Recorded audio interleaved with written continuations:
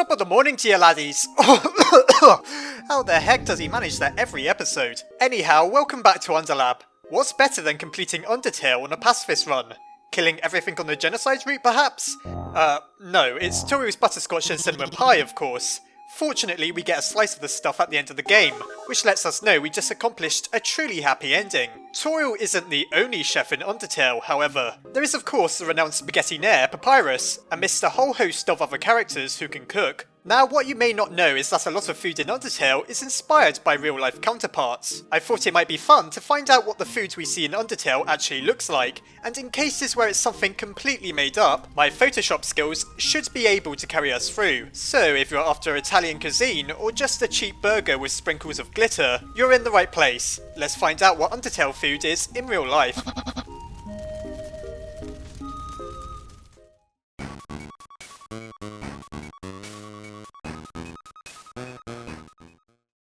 You may be thinking that the first notable food item we find in-game is Toriel's pie, that she cooks for us out of her own motherly kindness. However, you'd be forgetting the monster candy that stands on a pedestal by itself in a room separate from the rest of the ruins. We're only supposed to take one, but if you're feeling particularly diabolical, you can take all four, spilling the rest of the candies on the floor and ruining it for everyone. If that's something you did, you seem like someone who would get along well with Jerry. Anyhow, what exactly could monster candy be? It's our first real mystery within the world of Undertale. Perhaps they're little sweets that resemble something you'd get out of a bag of Monster Munch. While it's tempting to believe that may be the case, I have a plausible answer. In the game's files is a cut item called rock candy that was undoubtedly originally going to be what became monster candy. At the very least, monster candy seems to have replaced whatever purpose rock candy once served. Therefore, I think it's sensible to suggest that monster candy is made out of the same stuff that goes into sticks of rock. No, I don't mean little rocks. In real life, sticks of rock are hard-boiled sugar sweets made into the shape of... can you guess? No, not rocks, but sticks. They're very difficult to actually eat, and many will require hours of sucking until they're soft enough to bite through. Or, knowing monsters, they're just made with actual rocks. Whatever the case, we can guarantee by the description that it's not licorice. Believe it or not, we're still not ready to tuck into Toriel's infamous Butterscotch and Cinnamon Pie. Before we reach her home, we encounter the Spider Bake Sale, that's selling not just spider donuts, but spider cider too, naturally. I'm a little concerned by these two products, and I'm pretty sure I can confirm that they don't have real-life counterparts. That's because spider cider is apparently not just made with a juice, but with whole spiders. Fantastic. Spiders are, after all, known for their alcoholic properties. I suppose this is one of those cases where it's a delicacy in the country it belongs to, but the rest of the world would rather avoid it. Well, eating spiders isn't unheard of. There are places around the world where such things, such as a spider kebab, exist, where you skewer a spider on a stick, and that's about it actually. You eat it, once you put it on the stick of course. As for turning spiders into cider, and then by extension donuts, I think the spiders of Undertale should lay off the booze if there's enough of it in their blood that they can be crushed in order to make cider. Also, why is Muffet turning her own species into food? I knew that girl was sick. Finally, we get to go to Toriel's home and enjoy a well-earned butterscotch and cinnamon pie. Now, I won't be the first to tell you that you can actually combine butterscotch and cinnamon in order to make quite a luxurious pie. There's tutorials all over the internet to make yourself into a home cook extraordinaire, just like Toriel. Tutorials? Toriel? I'm sure there's no connection there. As for a butterscotch and cinnamon pie recipe actually predating Undertale, however, that's a different story entirely. I can find plenty of references to butterscotch pie, but as for the extra seasoning that the cinnamon brings, that seems to have been an invention of Toriel's, or at least Toby Fox's. Is it necessarily something that Gordon Ramsay would approve of? Perhaps not, but then who's going to argue with a 10-foot tall goat monster with fire magic? If you'd like to bring Toriel's homemade cooking to life, I'll include a link to a great recipe for butterscotch and cinnamon pie that I found in the description. I would attempt it myself, but I'd rather avoid burning the laboratory down if I can help myself. Moving out of the flame and into the frying pan, we meet Papyrus and his obsession for cooking spaghetti.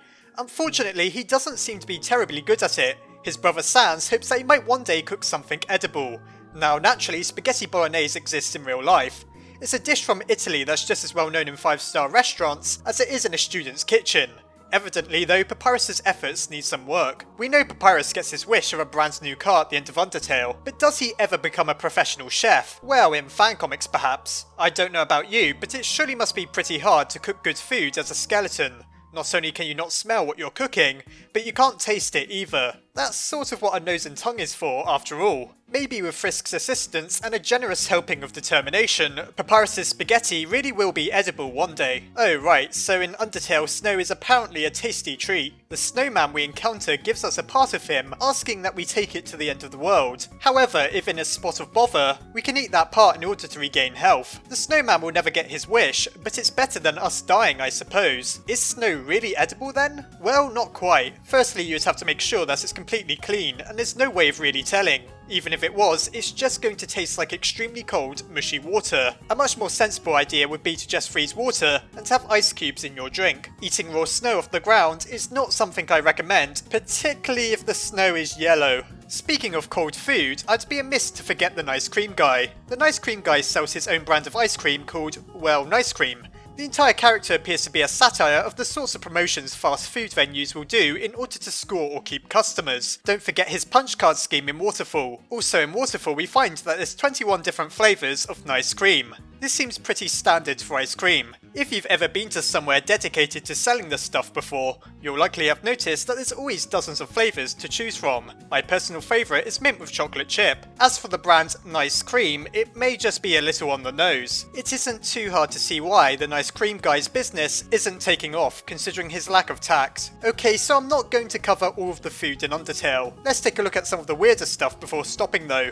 Crab apples, sold by Gerson, are, according to their description, aquatic fruits that resemble a crustacean. Crab apples are a real thing, they're just like little apples. In Undertale, however, they seem to be closely connected to their underwater namesake. While we don't get to enjoy anything like that in real life, here's a crab that looks like an apple. You may be wondering what the astronaut food found in the garbage heaps of Waterfall is. In space, you can't exactly serve food like you would on Earth. There's no gravity after all, so everything has to be compact and not about to spill into the weightless air. Astronauts also need plenty of rations to keep them alive on their extended trips, so typically astronaut food will consist of nothing but that which is primarily nutritious. How something like this ended up far underground rather than in the atmosphere is a mystery. Maybe Sans brought it back with him after one of his many trips into various alternate dimensions. What about the dog residue that conjures a dog salad upon use? Well, go somewhere in Asia and you'll find that people do actually eat dogs. Equally as disturbing are the instant noodles you find in Alphys' laboratory.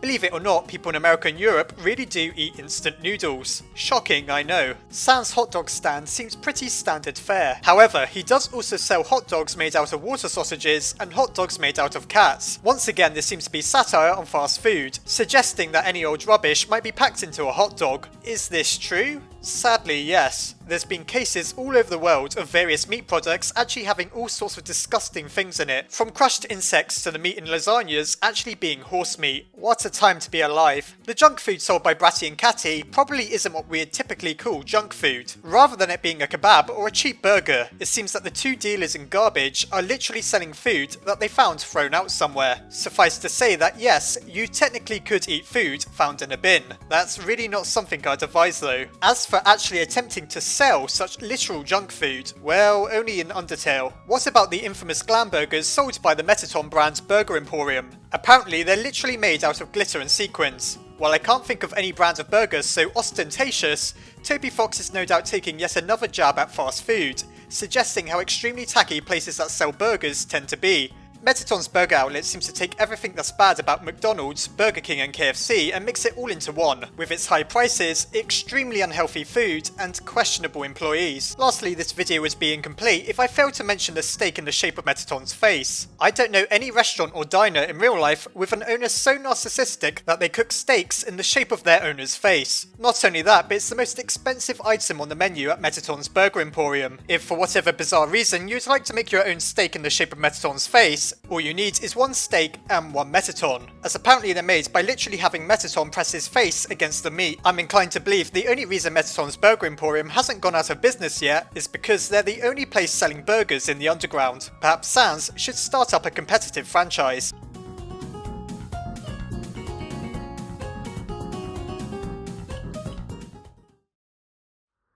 Who knew so much of Undertale was just Toby Fox making fun of fast food? There's no doubt something to be said for Toriel's homemade pie being the most potent healing item in the game. Most of the items in Undertale can very obviously be found in real life, such as the abandoned quiche, which is simply, well, a quiche. However, I thought it was interesting just to take a look at some of the more obscure or fictional food items in the game. If you could only choose one thing, which food item from Undertale would you like to try in real life? Let me know in the comments. Anyhow, I hope you enjoyed the video. Try not to get repurposed into one of Metaton's cakes on his show Cooking with a Killer Robot, and I'll see you next time.